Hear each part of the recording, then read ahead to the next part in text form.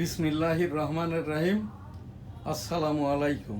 www.dailynewsstar.com virtual editor হাফেজ মাওলানা শাহজালাল গোলদার স্টুডিওর বাহির হতে অনুষ্ঠানগুলি এডিটিং এবং পরিচালনা করছেন। আমাদের এনএসটিভির নিয়মিত যে অনুষ্ঠান এনএসটিভি নিউজ www.dailynewsstar.com ভার্চুয়াল এডিটর হাফেজ মাওলানা শাহজালাল গোলদার স্টুডিওর বাহির হতে অনুষ্ঠানগুলি এডিটিং এবং পরিচালনা করছেন। আজ বাংলাদেশের বিশেষ করে আমরা যারা যশোর অঞ্চলের তাদের জন্য 1971 সালের রণাঙ্গনে এই যে আমি 265 দিনের মুক্তিযোদ্ধা, এইটি আমার মুক্তিযুদ্ধের সনদ। 265 দিন মুক্তিযুদ্ধ করতে যেয়ে ওই যে গাছে উঠে খান সেনাদের, রাজাকারদের জিপ গাড়ি ইত্যাদি দেখার সময় ওই যে গাছের ওপর আমার মাথার ওপর দিয়ে মোটরের গোলা যায়, তখন থেকে শব্দ দূষণে আমি ওই গাছে বেঁধেছিলাম ঘণ্টাকাল। এরপরে আর কি জীবনটা পাই, সেই থেকেই আমার এই বাম কানটি নষ্ট, এখনো নষ্ট। ফেব্রুয়ারি 2025 ঢাকাস্থ সিএমএইচ বলে দিয়েছে আমার এই কানটি আর ভালো হবার নাই। সিএমএইচে চিকিৎসা পাওয়ার আমার যোগ্যতাটা আমার মেয়ে সোনোলজিস্ট ডাক্তার সুমাইয়া, আমার জামাই ছেলেটা হচ্ছেন লেফটেন্যান্ট কর্নেল জাহিদুল ইসলাম, বর্তমানে আর কি রংপুর এই যে ক্যান্টনমেন্টের এসএসডির অধিনায়ক। এছাড়াও ইতিপূর্বে আর কি র্যাব হেডকোয়ার্টারে সিও ছিল। আমার মেয়েটা তো ডাক্তার সুমাইয়া, আমার ছেলেটি ইন্টারন্যাশনাল ইসলামিক ইউনিভার্সিটি থেকে দাওরা হাদিসের ওপরেই পোস্ট গ্রাজুয়েশন করা এবং মাওলানা টাইটেল পাস, হাফেজ মাওলানা। এই যে আমার এই ছেলেটি আর কি এই আইটি এডিটর এবং অনুষ্ঠানটি স্টুডিওর বাহির হতে পরিচালনা করছেন। আমার ওই যে মেয়ে যে ডাক্তার সুমাইয়াদেরই আর কি যেটা এই চিকিৎসালয়, এটা ঢাকাস্থ কেরানীগঞ্জ থানার কদমতলি মোড়ে প্রেসক্রিপশন সেন্টার। এখানটায় আর কি ওই যে আলট্রাসাউন্ড সহ সকল প্রকারের এই যে শারীরিক যেগুলো এই টেস্ট, ল্যাব টেস্ট করানো হয়, এখানটাই আর কি এই যে হাফেজ মাওলানা শাহজালাল গোলদার এই প্রেসক্রিপশন সেন্টার হতেই আর কি অনুষ্ঠানটি অনলাইনের মাধ্যম দিয়ে এডিটিং এবং পরিচালনা করছেন আর কি। প্রেসক্রিপশন সেন্টারে সকল রকমের ল্যাব টেস্ট, শারীরিক পরীক্ষা করানো হয়। এখান থেকে এই যে গরিব রোগীদের জন্যও পর্যাপ্ত পরিমাণ ডিসকাউন্ট আছে। তো সেই আমি 1971 সালে মুক্তিযুদ্ধ করতে যেয়ে আমার বাম কানটি নষ্ট হয়। সেই যশোর ডিস্ট্রিক্টটা স্বাধীন হয় 7 ডিসেম্বর 1971। 450টি যে ল্যান্ড ট্যাঙ্ক ঢোকে আর কি, এই জমিটি ছিল এই যে আমার নানার। এখন এই জমিটি আমাদের আর কি। 117টি বিমান যশোর ক্যান্টনমেন্ট দখল করে নেওয়ার পরেই আর কি এই যে যশোর জেলাটা স্বাধীন হয়। ওই দিন ছিল 7 ডিসেম্বর 1971। এর ওপরেই আমার যে সংশ্লিষ্টতা প্রোগ্রাম দিয়েছে, এটা আমি পরবর্তী পর্যায়ে করব। এখন আমাদের নিয়মিত এনএসটিভির যে অনুষ্ঠান এনএসটিভি নিউজ www.dailynewsstar.com, এই যে দি ডেইলি নিউজ স্টার ইংরেজি সংবাদপত্র আর কি। NSTV news 7 December 2025, the Daily News Star. Treatment for Begum Khaleda Zia, air ambulance from Germany, Qatar to Bangladesh will be come tomorrow, 8 December 2025, and there will be carry to এই যে Qatar air ambulance Begum Khaleda Zia to London, December 10th 2025. We are here and declared there about BNP General Secretary Fakhrul Islam Alamgir.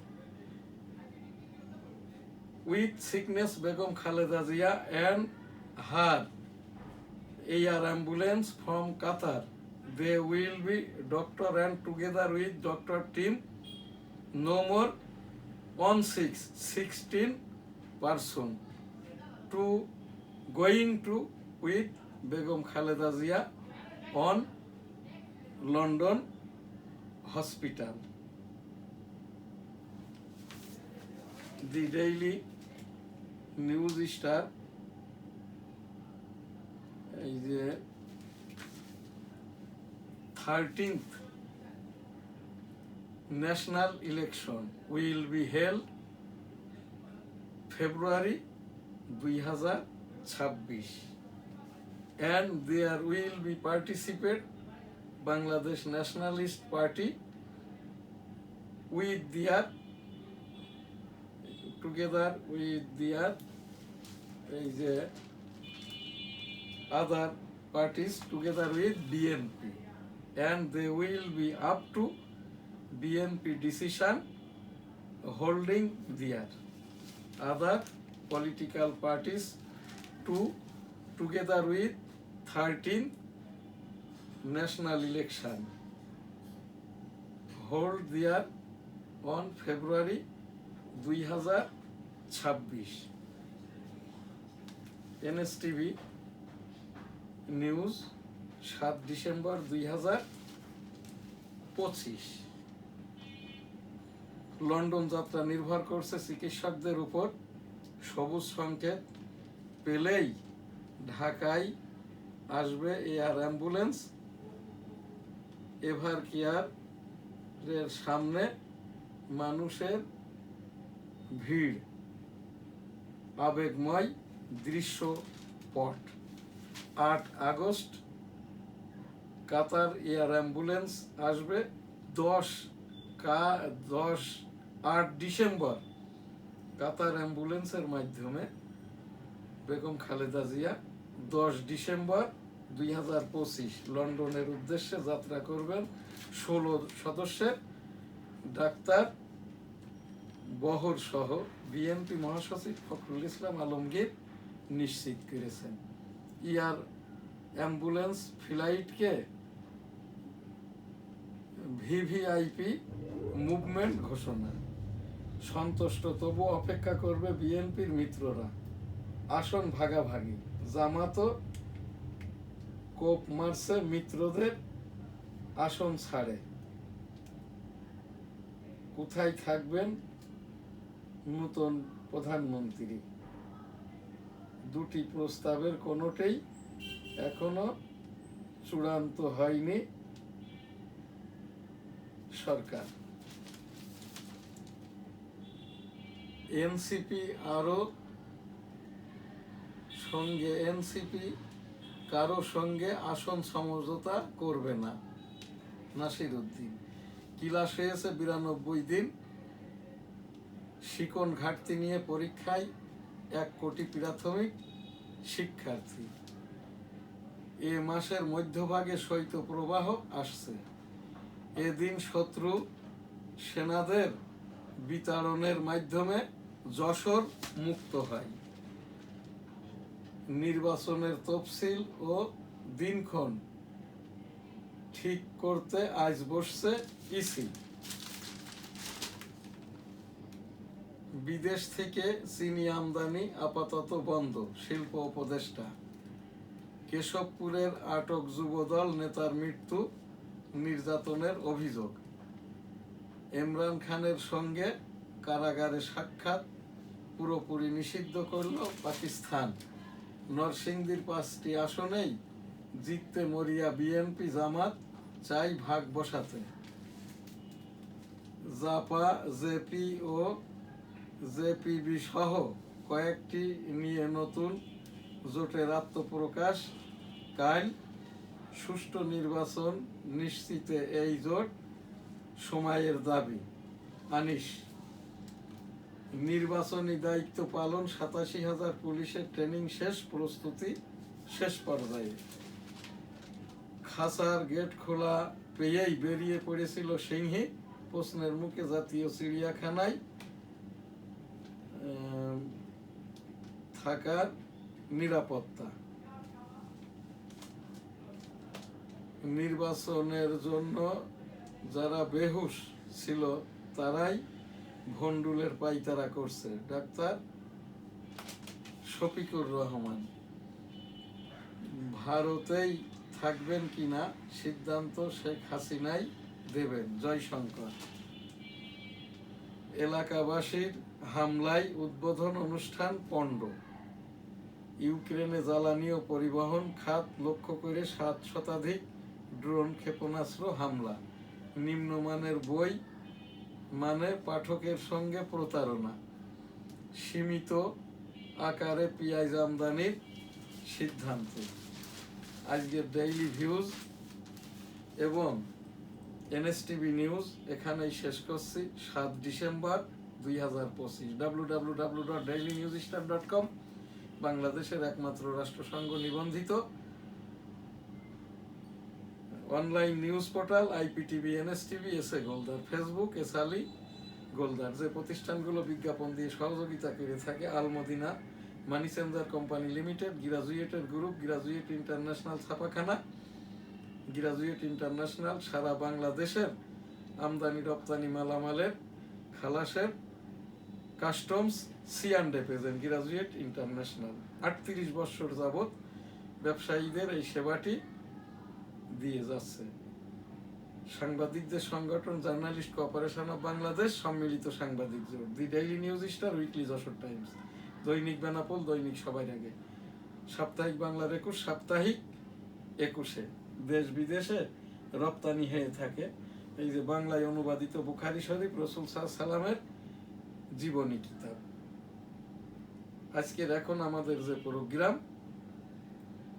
এনএসটিভির সৌজন্যে 1971 সালের 7 December Jessore ডিস্ট্রিক্টটা স্বাধীন হয়। আমি সেই যশোরের বেনাপোলেরই সন্তান, রণাঙ্গনের 265 দিনের মুক্তিযোদ্ধা। এইটি আমার মুক্তিযুদ্ধের সনদ। আমার পিতা মরহুম হাজী মধুগুলদারও যুদ্ধাহত মুক্তিযোদ্ধা ছিলেন, মাতা বেগম হাজী খাইরুন্নেসাও এই যে মরহুমা যুদ্ধের সময়কার মুক্তিযোদ্ধা ছিলেন। এইটি আমার ওই যে ভারতীয় তৎকালীন প্রধানমন্ত্রী শ্রীমতী ইন্দিরা গান্ধী স্বাক্ষরিত সনদ। বাদিকের এই ছবিটি, এই যে দর্শকদের বাদিকে টুইন টাওয়ারের 110 তলার ছাদের উপরের ছবি। 2001 সালে যখন আমি ইউনাইটেড স্টেট অফ আমেরিকাতে যাই, ডেমোক্রেটিক বাংলাদেশের হয়ে গণতন্ত্র, নির্বাচন, ভোট, স্বৈরতন্ত্র, ফ্যাসিবাদ, নাৎসিবাদ গবেষণার জন্য, তখনই এই আমেরিকান একজন জার্নালিস্ট এই ছবিটি টেক করেন। ইউটিউব, সামাজিক আইন, সাংবাদিকতা, আইসিটি অ্যাক্ট 2018। বইটির মূল্য 500 টাকা। সাংবাদিকতা প্রকাশনা আইন, বইটির মূল্য 300 টাকা। এখানটায় এখন আমাদের এই সকল প্রতিষ্ঠানগুলোই আমাদের এনএসটিভিকে বিজ্ঞাপন দিয়ে সহযোগিতা করে থাকে। এখন যে অনুষ্ঠান 7 ডিসেম্বর 1971 যশোরটা স্বাধীন হয়। আমাকে প্রশ্ন করা হয়েছে মুক্তিযুদ্ধে আপনার সংশ্লিষ্টতা। 23 মার্চ 1971 আমাদের মিজান স্যার, যিনি 425 জন কুখ্যাত রাজাকারের একজন, মিজান স্যারেরই বাবা ছিলেন গহর মোড়ল, পিস কমিটির সদস্য, যার নামটা বিবিসি থেকে বলা হয়তো there was and peace committee member. He is Gohor Morol, Kagojpukur, Benapole, এই যে যশোর, বাংলাদেশ। তো সেই মিজান স্যার আমাদের তখন ক্লাস 2-তে পড়ি, অঙ্ক পড়াইতেন। বললেন দেশে গন্ডগোল হচ্ছে, কবে আবার দেখা হবে জানি না, আল্লাহ হাফেজ। আমরা তো যশোরের দিক আসতে না পেরে 25 মার্চ কালো রাত্রিতে এই যে মিলিটারিরা, খান সেনারা বেনাপোল সিটি কর্পোরেশনের এই পাশেই ছিল তাদের বোম্বিংয়ের যে জায়গাটা, ওখান থেকে টেস্ট করার জন্য যে বোমার মোটরের গোলা ছড়ে, ওইটা যাইয়া আমাদের বাড়ির পশ্চিম পাশে সামাদ চাচাদের বাড়িতে পড়ে, তখন আমরা যশোরের দিকে আসতে না পেরে ইন্ডিয়ার দিকে ধাবিত হই। আমরা ওই সেই যেটা একমাত্রই বাংলাদেশের রণাঙ্গন, যেখানে আমরা 10,000 মাইনর এবং অ্যাডাল্ট যুদ্ধ করেছি। এইটা আমার মুক্তিযুদ্ধের সনদ। রণাঙ্গনের 10,000 যোদ্ধাদের মধ্যে একমাত্রই আর কি জীবদ্দশায় আমি বেঁচে আছি। মুক্তিযুদ্ধ করতে যেয়ে শব্দ দূষণে আমার বাম কানটি নষ্ট হয়, এখনো নষ্ট আর কি। তো সেই আমরা ওই সাদিপুর আর কি বাংকার খুঁড়ে ওখানে মাসাধিককাল, এরপরে আর কি এপ্রিল মাসে আমরা ভারতে ঢুকে যাই। ভারতীয় শরণার্থী ক্যাম্পে আমাদের স্থান হয়। আমাদের রেশন কার্ডটা হয় ভাতজাংলা রানাঘাট হতে আর কি। অতপর আর কি আমরা সেই 265 দিন, আমার লোকাল কমান্ডার ছিলেন এই যে সেক্টর কমান্ডার তো মঞ্জুর রহমান, লোকাল কমান্ডার ছিলেন আলী কদর সাহেব। বনগা বেনাপোল রণাঙ্গনটা 8 নম্বর সেক্টরের আন্ডারে 7টি উপসেক্টরও ছিল। বেনাপোলটি উপসেক্টর এবং 8 নম্বর সেক্টরের হেডকোয়ার্টার। আমি সরাসরি মেজর মঞ্জুর রহমানের এই যে কর্তৃত্বে মুক্তিযোদ্ধাটা করেছি, এবং মেজর মঞ্জুর রহমানই আর কি আমাকে যে খেতাবটি দিয়েছিল MFF শ্রেষ্ঠ মাইনর বাচ্চা মুক্তিযোদ্ধা শ্রেষ্ঠ এম শাহজাহান আলী গোলদার। আমাদেরকে ওই যে আমরা তো ভারতে রাত্রে রিফিউজি ক্যাম্পে ঘুমাইতাম, দিনের বেলায় আমাদের মুক্ত অঞ্চল ছিল 3 কিলোমিটার বেষ্টিত বেনাপোল বনগা এলাকাটা, এখান থেকেই আর কি যুদ্ধ করে রাত্রে ঘুমাইতাম। আমাদের মেজর মঞ্জু সাহেবকে সরাসরি আমি দেখেছি, উনি মাঝে মাঝে 8 নম্বর সেক্টরের হেডকোয়ার্টার ভিজিটে আসতেন, এবং যেখান থেকে মোটরের গুলাগুলি ছোড়া হয়তো মেশিন গানের গুলি, ওই জায়গাটাও ভিজিট করতেন, দিক নির্দেশনা দিতেন। তো ওই আমরা ওই গুলাগুলি মোটরের গুলা ছড়ছে দেখার জন্য দূরে দাঁড়িয়ে আছি, তখন ওই ইন্ডিয়ান জওয়ানরা বললেন যে এই বাচ্চা লোক দূর যাও, হাট যাও, এই যে বোম ফাটেগা মার যায়গা। তখন মেজর মঞ্জুর রহমান বললেন নো, এরাই প্রকৃত মুক্তিযোদ্ধা, এরাই আর কি এই যে মুক্ত অঞ্চলের আউট জোন হতে পাকিস্তানিদের সেনাবাহিনীদের রাজাকারদের জিপ গাড়ি গুলাগুলি ছোড়ার স্থান দেখে এসে রিপোর্টটা করবে। সেই মেজর মঞ্জুর রহমান আমাদের বাইনোকুলারও দিয়েছিল। ওই বাইনোকুলার দিয়ে গাছে উঠে দেখার সময় শব্দ দূষণে কানটি নষ্ট হয়। যাই হোক আর কি, সেই মেজর মঞ্জুর রহমান আমাদের শিখাইছিল, রেখিতে পড়ে গেছো আর তোমার সঙ্গীদের আনতে পারছো না, কেউ মারা গেছে, তখন তাকে গ্র্যান্ড স্যালুটটা হবে ইন্না লিল্লাহি ওয়া ইন্না ইলাইহি রাজিউন। 1971 সালের রণাঙ্গনের বীর মুক্তিযোদ্ধা, এই স্যালুট তোমাকে, লাল সালাম, জয় বাংলা, আমার সোনার বাংলা, আমি তোমায় ভালোবাসি। অতঃপর 265 দিন যুদ্ধ শেষে এই যে দেশ স্বাধীন হওয়ার আগে 7 ডিসেম্বর, তারও আগে এই জায়গাটায় আর কি 14 নভেম্বর 450 ল্যান্ড ট্যাঙ্কারের এক অংশ আর কি এই যে মুক্ত অঞ্চলে ঢোকে। 7 ডিসেম্বর চূড়ান্তভাবে আর কি 100 বিমানের মাধ্যমে 35টি বিমান যশোর ক্যান্টনমেন্টটা দখল করে নেয়। তখনই আর কি যশোর জেলাটা স্বাধীন হয়। 7 তারিখেই আমরা, আমার বাড়িটা রণাঙ্গন থেকে 2.5 কিলোমিটার যশোরের দিকে, যেটা এখন বেনাপোল সিটি, বেনাপোল সিটির গোলদাস সিটিটাই আমাদের, এবং এখানে আমাদের গোলদাস সিটি জামে মসজিদ, হোটেল বেনাপোল আবাসিক, গোলদাস সিটি আবাসিক। তো এই জায়গাটাই আমরা সেই যশোর কলকাতা রোড ধরে পেট্রাপোল হতে আমাদের এই গোলদাস সিটি পর্যন্ত আসি। তোমার দেশ আমার দেশ, বাংলাদেশ বাংলাদেশ, তোমার নেতা আমার নেতা বঙ্গবন্ধু শেখ মুজিব, শেখ মুজিব। জয় হোক, জয় হোক বঙ্গবন্ধুর, জয় হোক, জয় হোক, জয় হোক শ্রীমতী ইন্দিরা গান্ধীর, জয় হোক, জয় বাংলা, আমার সোনার বাংলা, আমি তোমায় ভালোবাসি। এই পতাকাটি ছোট ছোট লাঠির মাথায় বেঁধে হাতে নিয়ে আমরা স্লোগান দিতে দিতে আসি। রাস্তার 2 ধারে, এই পিছের রাস্তার বাইরের যে অংশ ফুটপাত, এখানে সব ল্যান্ডমাইন বেষ্টিত থাকায় আমাদেরকে ফেরত নিয়ে যায়। ইতিমধ্যেই আর কি কয়েকজনকে, আমাদের এই বাড়ির সামনে একটি বাংকার ছিল, এখানে ইউনিভার্সিটি পড়ুয়া 3টি মেয়েকে শ্লীলতাহানি করে খুন করা হয়েছে। এদেরকে দেখতে পাই বেনাপোল অঞ্চলে, রণাঙ্গন সহ। আমার যতটুকু মনে পড়ে এমন কোনো দিন নাই যে 3 থেকে 400-র মতো মানুষ এখান থেকে এইটাই মারা যায় নাই, খুন হয় নাই। এবং 25 মার্চ কালো রাত্রিতেই তো বেনাপোল শহর সহ আশপাশে শতাধিক মানুষ, যার অধিকাংশ আদামরা অবস্থায় আমাদের এই বাড়ির সামনে থেকে ফাপড়া কোদাল নিয়েও এই যে মাটির নিচেই চাপা দেওয়া হয় আর কি। তারপরে আমরা সেই ওই রাস্তা ধরে ওখান থেকে আমাদের ফিরাইয়ে নিয়ে যাওয়া হয়। তারপরে চূড়ান্ত বিজয়ের দিন 16ই ডিসেম্বর আবার ওই স্লোগান দিতে দিতে আসি, কিন্তু আমাদের এই ঘর বাড়ি পুড়িয়ে খাক করে দেওয়া হয়। তখন আমরা আর কি ফেব্রুয়ারি 1972 পর্যন্ত এই ভারতেই ছিলাম আর কি। অতপর আর কি আমার এই জীবনটা আর কি ওই যে সেই পাকিস্তানের সাথে তৎপরবর্তী যুদ্ধের সময়, এর পরবর্তী বাংলাদেশ হওয়ার পরে আর কি এই যে 1975 সালে বঙ্গবন্ধুকে যখন কিল করা হয়, তখনও আমরা ওই যে তখন তো আর স্লোগান দিবে কি, মানুষ একটি অপপ্রচার করে, বঙ্গবন্ধু মারা গেছে, একটি লোকও কথা বলে নাই। কি কথা বলবে? মানুষ যারাই কথা বলতে চেয়েছে তাদেরকে তো পিটিয়েই মেরে ফেলেছে। ওই যে কি বলে লাল বাহিনী যেটা আর কি, এই যে Sheikh Mujibur Rahman, father of the nation Bangabandhu Sheikh Mujibur Rahman যে লাল বাহিনী বানিয়েছিল আর কি, এই নামকরণ করে এবার যে এখন যেভাবে মব পিটিয়ে মারা হচ্ছে, 75 সালে বঙ্গবন্ধুকে মারার পরে এই যে এই রাজাকারদের, আলবদরদের, মুসলিম লীগদের পরামর্শে আর কি এইভাবেই পিটিয়ে মেরে ফেলা হয়েছিল রক্ষী বাহিনী তকমা দিয়ে, এখন যেটা মব বানিয়ে মেরে ফেলা হচ্ছে। এরপরে আমি সেই 75 সাল পরবর্তী জিয়াউর রহমান সাহেব তখন তো এই যে সেক্টর কমান্ডার ছিলেন, আমার সেক্টর কমান্ডার মেজর মঞ্জুর রহমান 8 নম্বর সেক্টর, সরাসরি তার নেতৃত্বে কর্তৃত্বে যুদ্ধটা করেছে। জিয়াউর রহমান তখন পাকিস্তান ছিলেন, অতপর আর কি উনি তো এই মেজর থেকেই আর কি সেক্টর কমান্ডার, জেড ফোর্সেরও কমান্ডার ছিলেন জিয়াউর রহমান সাহেব।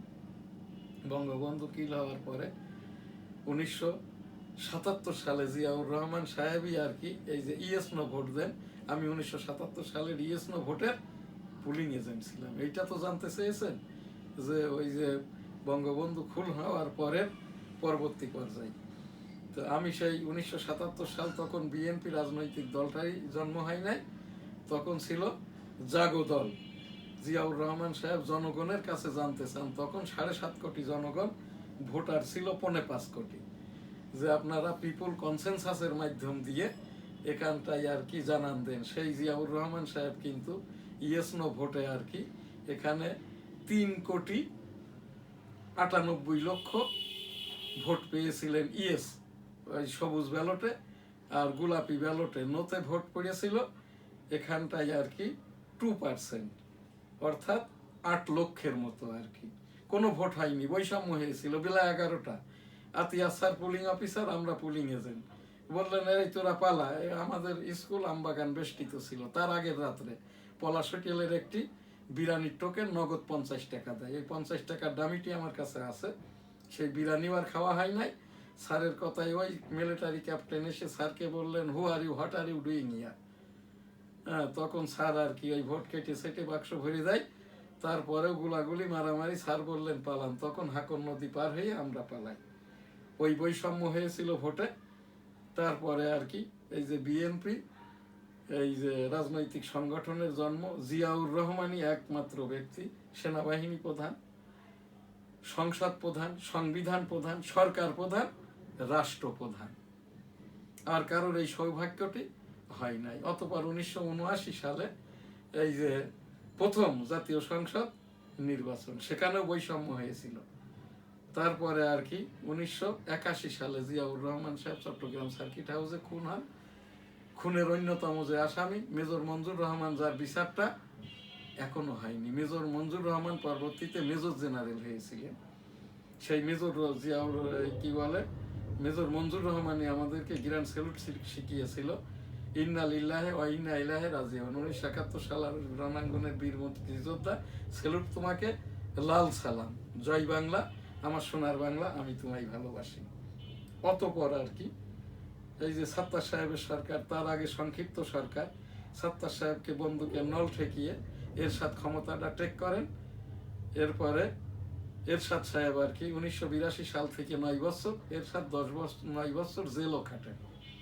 তারপরে সেই এরশাদ ক্ষমতা থেকে চলে যাওয়ার পরে, বিতাড়িত হওয়ার পরে 1990 সালে বিএনপি এই যে রাষ্ট্রপতি সরকার শাসিত সরকারের পরিবর্তে এখানে একটি পরোক্ষ পিপুলস কনসেনসাস হানা ভোট করেছিল, যে রাষ্ট্রপতি শাসিত সরকারের পরিবর্তে প্রধানমন্ত্রী, অর্থাৎ সরকার শাসিত রাষ্ট্র ব্যবস্থা, এরপরে আর কি 1996 সালে এই যে এর ভিতরে 1996 সালের 15ই ফেব্রুয়ারি আওয়ামী লীগ বিরোধী দলের আন্দোলনের মুখে বিএনপি 11 দিনের সংসদের একটি এই যে মধ্যবর্তী নির্বাচন দেন। আমি ওই 1996 সাল 15ই ফেব্রুয়ারি নির্বাচনে কনস্টিটিউয়েন্সি 85 যশোর 1 হতে নির্বাচন করি, আমি জিতেছিলাম। কিন্তু এইটাকে বিএনপিকে 2 দিন পর ঘোষণা দেওয়া হয়। অতপর আর কি 1996 সালের মে মাসেই আবার 7ম জাতীয় সংসদ নির্বাচন হয়। আমি ওখানটায় নির্বাচনের চেষ্টা করি, কিন্তু আমাকে নির্বাচনটা করতে দেওয়া হয় নাই। অতপর আর কি 2008-14 এই যে সেই 96 সালের নির্বাচনে এই এখানটায় আওয়ামী লীগ ক্ষমতাসীন হন। তারপরে আর কি আবারও সেই বিএনপির সরকার 2001 থেকে 2006। এরপরে আর কি সেই বৈষম্য সরকার মঈনুদ্দিন ফখরুদ্দিনের 111 সরকার 6 থেকে 8। অতপর আর কি 9 থেকে 2024 সালের এই যে আগস্ট 5 পর্যন্ত বৈষম্য শেখ হাসিনার সরকার। আমি 2008, 14, 18, 24 স্বতন্ত্র হিসেবে টেবিল প্রতীক নিয়ে ডেমোক্রেটিক বাংলাদেশের পক্ষে নির্বাচনের চেষ্টা করি। 1% ভোটার না হয় আমাকে ভোট করতে দেয়নি। 2023 সালের ফেব্রুয়ারি মাসে বাংলাদেশের রাষ্ট্রপতি পদের জন্য আমি 18 কোটি জনগণের পক্ষে নির্বাচনের চেষ্টা করি। তখন ভোটার ছিল 12,70,00,000। কিন্তু বৈষম্য তৎকালীন শেখ হাসিনার বৈষম্য নির্বাচন কমিশন আমাকে রাষ্ট্রপতি পদের জন্য পদপ্রার্থী হতে দেয় নাই।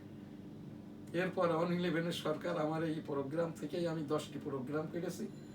শেখ হাসিনাকে টিপির আওতায় ট্রেসপাস অ্যাক্টের যে আইন তার আওতায় আর কি জিম্মাদার হয়ে এই দেশে আনার জন্য গতকালও প্রোগ্রাম করেছি। এরপরে যেটা জানতে চেয়েছে ভার্চুয়াল এডিটর হাফিজ মাওলানা শাহজালাল গোলদার, 13তম জাতীয় সংসদ নির্বাচনে আপনার ভূমিকা কি হবে? আমি ডেমোক্রেটিক বাংলাদেশের প্রেসিডেন্ট, এই এরশাদ আমলে প্রতিষ্ঠিত রাজনৈতিক সংগঠন ডেমোক্রেটিক বাংলাদেশ। আমরা 31টি রাজনৈতিক দল নিয়ে সম্মিলিত সমমনা জোট করেছি, আমি অন্যতম শরিক। আমি এই 13তম জাতীয় সংসদ নির্বাচনে ঢাকা 8 এবং ন্যাশনাল কনস্টিটিউয়েন্সি 85 যশোর 1 হতে আমি এম শাহজাহান আলী গোলদার MFF শ্রেষ্ঠ 13তম জাতীয় সংসদ নির্বাচনে প্রতিদ্বন্দ্বিতা করব। নির্বাচনে আমি হেরে যাব স্বতন্ত্র হিসাবে, এটা আমি জানি। তারপরেও নির্বাচন বোঝার জন্য, জানার জন্য, দেখার জন্য, বৈষম্য হবে কি হবে না এইগুলোর জন্য। আর যেহেতু আমি গণতন্ত্র, ভোটাভুটি, নির্বাচন, সংসদ, সংবিধান, বাংলাদেশ, মুক্তিযুদ্ধ ইত্যাদি নিয়েই গবেষণা করি, এই জন্যই আমি 13তম জাতীয় সংসদ নির্বাচনে ঢাকা 8 যশোর 1 হতে প্রতিদ্বন্দ্বিতা করব। আমার রাজনৈতিক দল ডেমোক্রেটিক বাংলাদেশ হতেও স্বতন্ত্রভাবে আরো অনেকে নির্বাচন করবে। আমাদের প্রত্যেকটা টেবিল আমি ইতিমধ্যে 1996 সালে ভোট করেছি, ইলেকশন কমিশনে অনলাইনে আবেদন করেছি যাতে আমাকে স্বতন্ত্র ভোট করলেও ডেমোক্রেটিক বাংলাদেশের আদলে টেবিল প্রতীকটা দেওয়া হয় আর কি। তো সেই জায়গাটাই আর কি সেই 1971 সালের মুক্তিযুদ্ধের সেই মুক্তিযোদ্ধাদের নিয়ে কোটা, যে কোটা শেখ হাসিনা বৈষম্যবাদ করেছিল, তারপরেও আন্দোলন।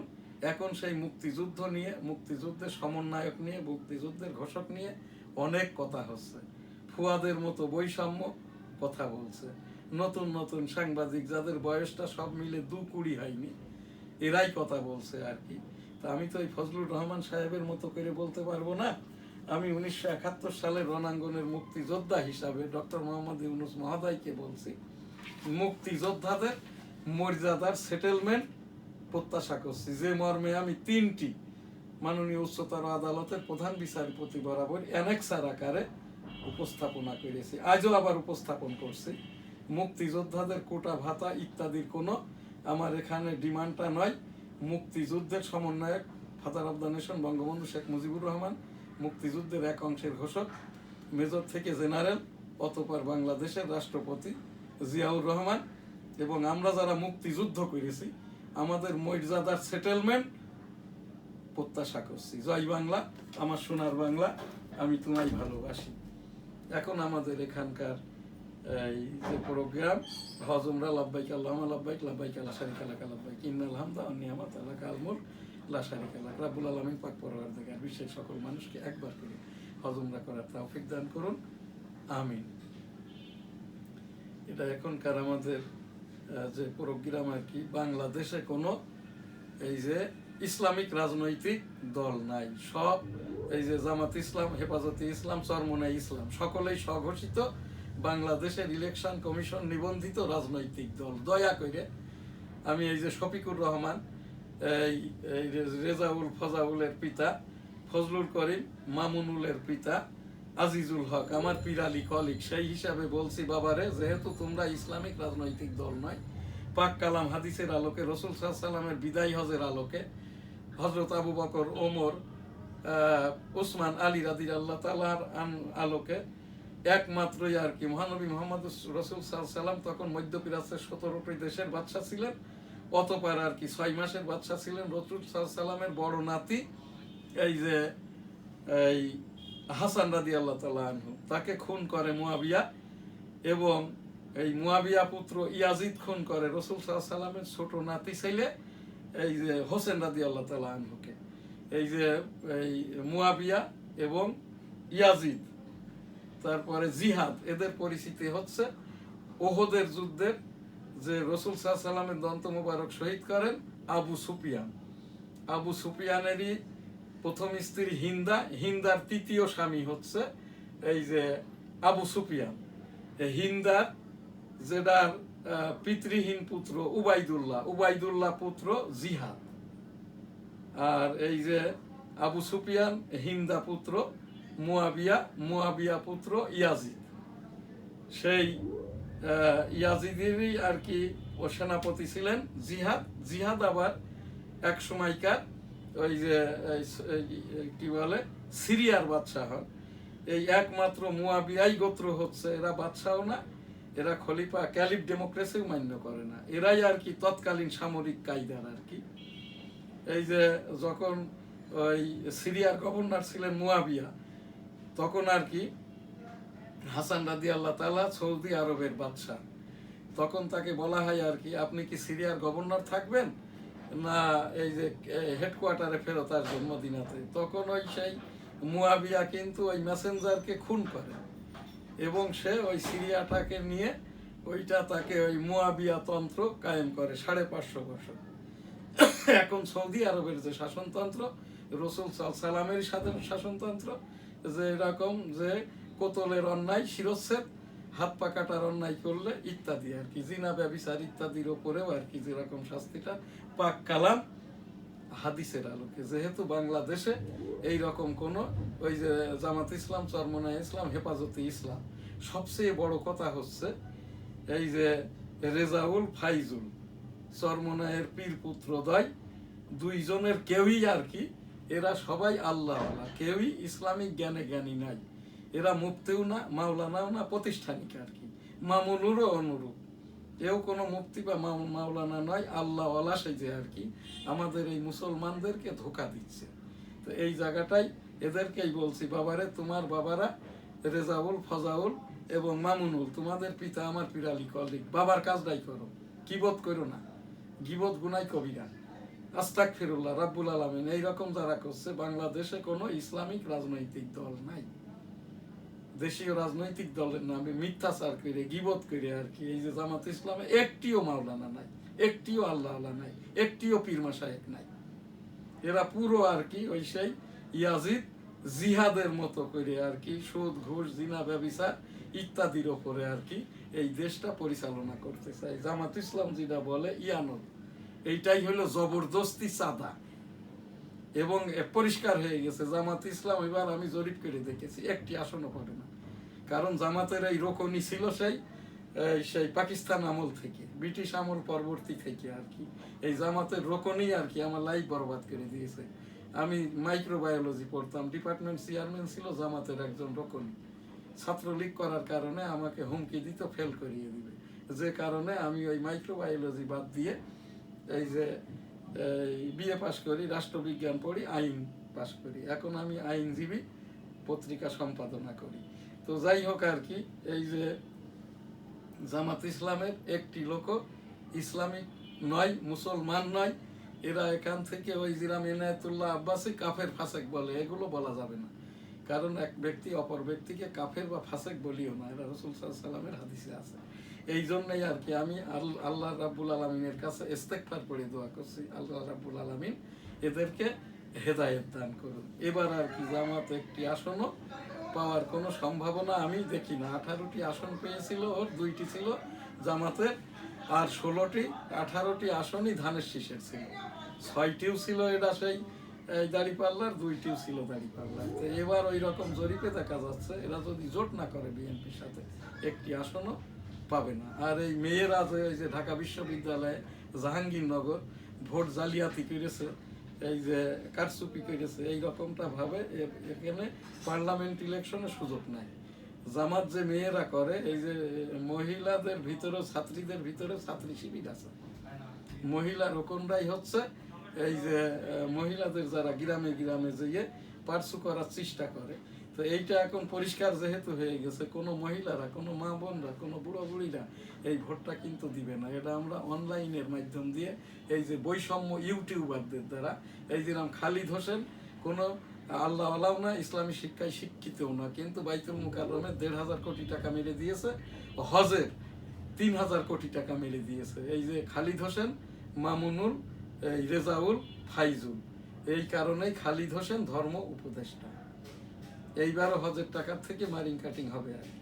তো যতই উনি টাকা কমাইয়া দিক না কেন, তো সেই জায়গায় আমি এই জায়গাটাই উপস্থাপন করছি, যেহেতু জামাত ইসলাম, হেফাজতে ইসলাম এবং এই যে চরমোনাই ইসলাম, বাংলাদেশের যারা, এদের মুরিদ ছাড়া আর কোনো ভোটারও নাই, ভোটও নাই।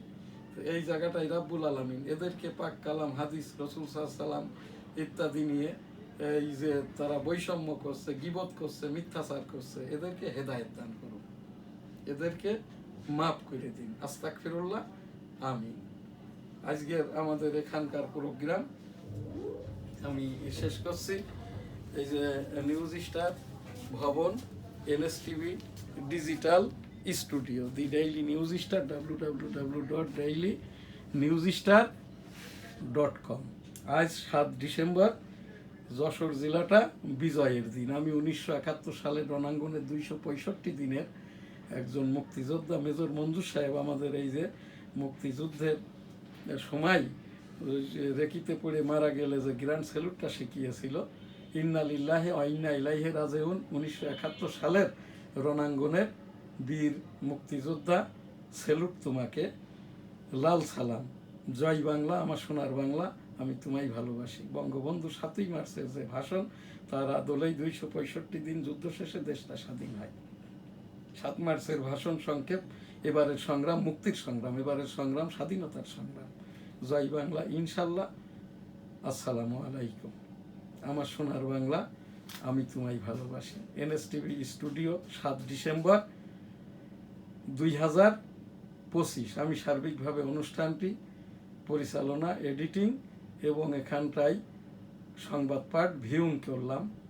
1971 সালের রণাঙ্গনের 265 দিন যুদ্ধ করতে যেয়ে আমার বামকানটি নষ্ট হয়, এখনও নষ্ট। এম শাহজাহান আলী গোলদার, 1971 সালের রণাঙ্গনের 265 দিনের বাচ্চা মুক্তিযোদ্ধা, MFF শ্রেষ্ঠ এম শাহজাহান আলী গোলদার। আলহামদুলিল্লাহ, আল্লাহ হাফেজ, আসসালামু আলাইকুম।